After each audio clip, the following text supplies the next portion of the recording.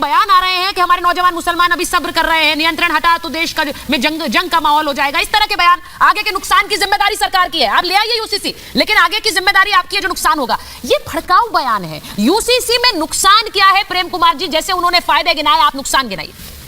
सुचारिता जी, जो बयान दिए जाते हैं वो बयान सिर्फ किसी अन्य मौकों पर भी दिए जाते हैं और सिर्फ एक ही पक्ष नहीं देता, दूसरा पक्ष भी देता है। उन बयानों को हम गंभीरता से न लें, बल्कि कानून के हिसाब से जो एक्शन बनता है वो करें, ताकि देश में बयान के हिसाब से गलत माहौल पैदा ना हो। एक चीज, आप अपनी बात पूरी करिएगा, लेकिन आप कह रहे हैं बयानों को गंभीरता से ना लें। ये बयान सभाओं में दिए जा रहे हैं, ऐसी सभाओं में जहां पर भीड़ जमी है, और ऐसी सभाओं में ऐसे बयान आ रहे हैं जहां पर लोगों को, पुलिस को अरेस्ट करना पड़ रहा है। क्यों करना पड़ रहा है? क्योंकि वो भड़का रहे हैं। आपको लग रहा है इतने लोग पहुंच जाते हैं वो बयानों से, बयानों का उन पर असर नहीं हो रहा होगा? एक ही बात कह रहे हैं, हम कह रहे हैं कि उन पर जो कानूनी कार्रवाई बनती है वो बने। हम इस डिबेट में उनको चर्चा में ला करके और उनके मंतव्य को बढ़ाना नहीं चाहते। हम इसलिए क्योंकि प्रेम कुमार जी, ये मुद्दे ऐसे हैं, इन्हीं पर भड़काया जा रहा है, सीएए पर भड़काया जाता है, यूसीसी पर भड़काया जाता है। भड़काने वाले हर जगह हैं। ये मुद्दा अभी है, इसलिए आप इस विषय पे बात करें, इसलिए इसके उदाहरण है। लेकिन अब मैं विषय पर आता हूँ। यूनिफॉर्म सिविलिटी तो यही है कि एक प्रदेश में आप लागू कर रहे हैं। भाई, यूनिफॉर्मिटी का वादा तो देश के लिए कर रहे हैं ना, संविधान की दुहाई तो देश के लिए दे रहे हैं ना, लेकिन आप एक प्रदेश में लागू कर रहे हैं, ये सबसे बड़ी अनयूनिफॉर्मिटी पैदा कर रहे हैं। क्यों? इसका जन्म, यूनिफॉर्म सिविल कोड का जन्म अगर संविधान में हुआ है, पूरे देश के लिए हुआ है, तो एक प्रदेश से करके तो आप इंस्टेंटली आप पूरे देश को अनयूनिफॉर्म कर दे रहे हैं। वो तो एक मॉडल की तरह आ रहा है ना प्रेम कुमार जी, मॉडल आएगा, मॉडल की तरह एक जगह उत्तराखंड में मैनिफेस्टो में डाला उन्होंने। मेरा पॉइंट ले लीजिए, पहले का बुराई बताइए। मैनिफेस्टो में डाला उन्होंने, वादा पूरा किया है। सरकारों को वादे पूरे करने चाहिए, जब वो सत्ता में आती है करने चाहिए कि नहीं? मैंने सबसे पहले कहा कि ये पूरे देश की जनता पर लागू, कोई भी यूनिफॉर्म सिविल कोड पूरे देश की जनता पर लागू होगा, कुछ एक प्रदेश की नहीं होगा। इसके अलावा कुछ लोगों को, जैसे जनजातीय लोगों का सम्मान किया गया है, तो इस यूसीसी में भी किया गया है, तो कुछ लोगों को आप जब छोड़ दे रहे हैं, ठीक है, और कुछ लोगों को नहीं छोड़ेंगे, तो इसका क्या आधार है भाई?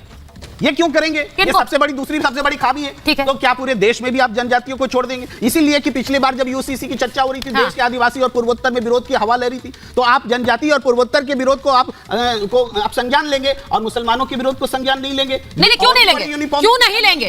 नहीं, क्यों नहीं लेंगे? मुसलमानों का अगर विरोध है, ईसाइयों का विरोध हो, हिंदुओं का विरोध हो, तो उसका संज्ञान लेना चाहिए कि नहीं? लेना चाहिए। तो फिर वही बात है कि इनको संज्ञान में लेने के लिए ही देश भर में सुझाव मंगाए गए थे यूसीसी पर। मैं सिर्फ उत्तराखंड की बात नहीं कर रही हूँ, देश भर में देश भर में मंगाए गए कि नहीं मंगाए गए सुझाव? देश भर में मंगाए गए। पैदा करता है। कैसे करेगा? शमूम काज़मी जी, मैं एक बार काज़मी साहब, मुफ्ती साहब के पास जा रही हूं। मुफ्ती साहब जरा बता दीजिए, आप तो इससे जुड़े रहे हैं, इसके फॉर्मेशन से, जरा बताइए। वो कह रहे हैं यूनिफॉर्मिटी नहीं, ये तो और अनइवन कर रहा है, ये समतल नहीं कर रहा है, यूनिफॉर्म नहीं कर रहा है। मैं कहना चाहता हूं कि आदरणीय मुख्यमंत्री श्री पुष्कर सिंह धामी का ये बहुत साहसी और एक जिम्मेदार कदम है कि प्रदेश के अंदर इससे सिमिलरिटी आएगी और यूसीसी से किसी का भी नुकसान नहीं होगा, कुप्रथाओं पर अंकुश लगेगा। जैसे एक से ये बहु विवाह का जो ताल्लुक़ है वो इस्लाम का अनिवार्य हिस्सा नहीं है। इसी तरह से जो 3 तलाक, किसी को चाय की पत्ती कम हो गई, रात सो के देर से उठे, तलाक दे दिया, जो महिलाओं को झेलना पड़ता था, जब ये कानून आया तलाक का तो फिर उसमें कमी आई। तो इसलिए मैं कहना चाहता हूँ कि बहु विवाह,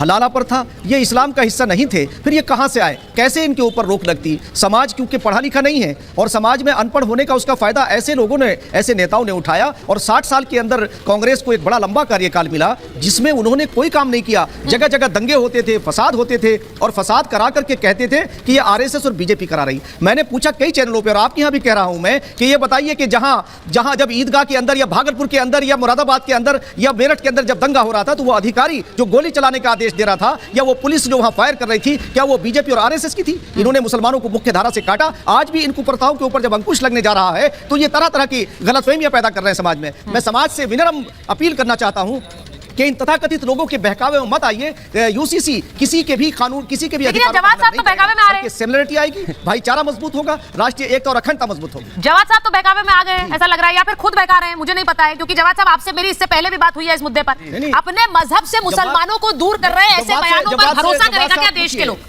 मुझे बताइए। नहीं, देखिए ऐसा क्या है, भारतीय जनता पार्टी पूरे देश को बलगला रही है। अच्छा। जवाब साहब नहीं बलगला रहे हैं और देश की अधिकतम जनता जो है वो यूसीसी से असहमत है। मैं आपको बता दूं, बड़ी जिम्मेदारी से बता दूं, बात मुसलमानों की कर रहे हैं। नहीं, अब भारतीय जनता पार्टी पोल कहाँ कराती है? उन्होंने पोल सुझाव तो हर मंगाए बार ढोल जो है वो 20 लाख के करीब सुझाव आए हैं जो पहली बार मंगाए। 140 करोड़ जनता में मैं मानती हूँ, पर उनके पास कोई सैंपल तो है, आपके पास तो कोई पोल नहीं है। सुन तो लीजिए, हमारे पास तो कोई पोल नहीं है, तो आपने सही कहा, पोल का अधिकार सिर्फ बीजेपी को है। देखिए क्या है, अभी बड़ी मुस्लिम महिलाओं के सशक्तिकरण की साहब बात हो रही थी, मुसलमानों के सशक्तिकरण की, मुसलमानों को कोई लेना देना नहीं। आप बताइए मुस्लिम रिप्रेजेंटेशन कितना है सदन के अंदर, लोकसभा के अंदर, जब आप पॉलिटिकल रिप्रेजेंटेशन दे नहीं रहे मुसलमानों को, ठीक है, आप चलिए पासमानदा मुसलमानों को ही दे दीजिए, मुस्लिम महिलाओं को ही पहुंचा दीजिए आप सदन के अंदर, विधानसभा लोकसभा के अंदर, तभी तो सशक्तिकरण होगा। दे नहीं रहे। मुसलमानों को मिलने वाली, माइनॉरिटी को मिलने वाली जो स्कॉलरशिप होती है, तो उसका बजट काट ले रहे हैं। मुसलमान बस्तियों के अंदर अच्छे स्कूल नहीं है, उसके लिए यूनिफॉर्म नहीं लेकर के आएंगे, अच्छे हॉस्पिटल नहीं, उसके ऊपर नहीं बात करेंगे, और यहाँ पे आकर के बड़ी बड़ी बात करेंगे। बिल्किस बानो की याद नहीं आती इनको। जवाब साहब, यूनिफॉर्मिटी में दिक्कत क्या है, मैं ये समझ नहीं पाती हूँ। आप मुसलमान हित की बात कर रहे हैं, लेकिन मैं यहाँ पर सबके हित की बात कर रही हूँ। क्या ये देश, हाँ तो बड़ी बात है ना, तो देश हित में सब धर्मों के बारे में सोचेंगे या सिर्फ मुसलमानों के बारे में सोचेंगे? बताइए। भारतीय जनता पार्टी सोचती सभी धर्मों के बारे में। यूनिफॉर्म सिविल कोड के एक धर्म के बारे में सोचा जा रहा है? बिल्कुल। कैसे? आपको बता दूं, कैसे? 2 रीजन बता दूं आपको, एक नहीं तो 10 एग्जांपल दे दूंगा। कैसे? अभी आपको बता दूं,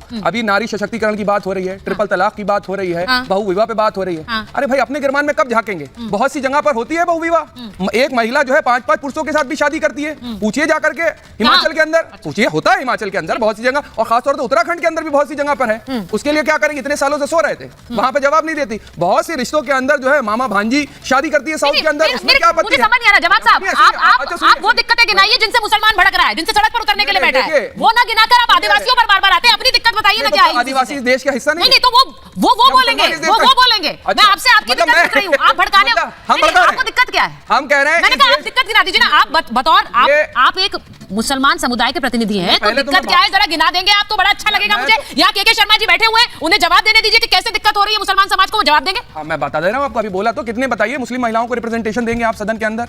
आप दे दीजिए। अरे यूसी समाज, क्वेश्चन आपने बदल दिया। मैंने कहा यूसीसी से आपको दिक्कत क्या है, के शर्मा जी से सीधे बताइए, वो प्रतिनिधि के रूप में बैठे हैं बीजेपी के, बताइए ना।